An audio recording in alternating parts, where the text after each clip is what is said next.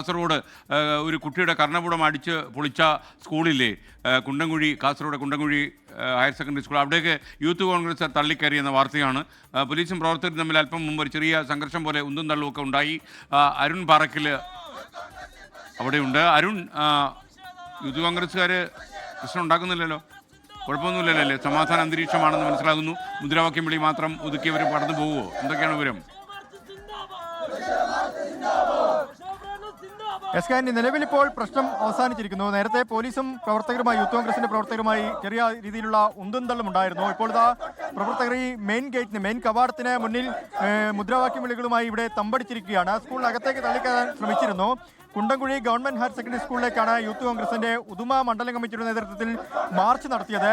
Headmaster M അശോകനെതിരെ നടപടി ആവശ്യപ്പെട്ടുകൊണ്ടാണ് ഈ March.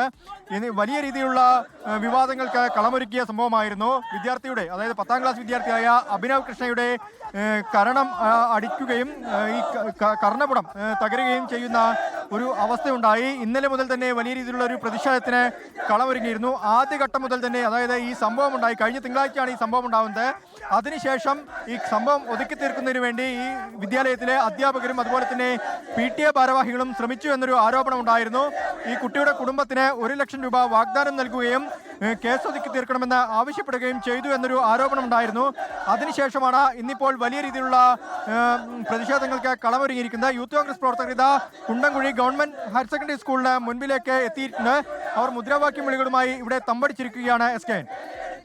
Okay, Arun പാറക്കലാണ് Kasaragod നിന്ന് വിവരങ്ങൾ നൽകിയത്. കുണ്ടംകുഴി സ്കൂളിൽ യൂത്ത് കോൺഗ്രസ്സുകാർ തള്ളിക്കയറാൻ ശ്രമിച്ചു. കുട്ടിയുടെ 10ാം ക്ലാസ്സിലെ വിദ്യാർത്ഥിയുടെ കർണപുടം അടിച്ച് പൊളിച്ച ഹെഡ്മാസ്റ്റർ, അത് അയാൾക്കെതിരെയുള്ള പ്രതിഷേധമാണ്. മാഷ് ഒരു വിദ്യാർത്ഥി സ്നേഹിയാണെന്നാണ് അവകാശപ്പെടുന്നത്.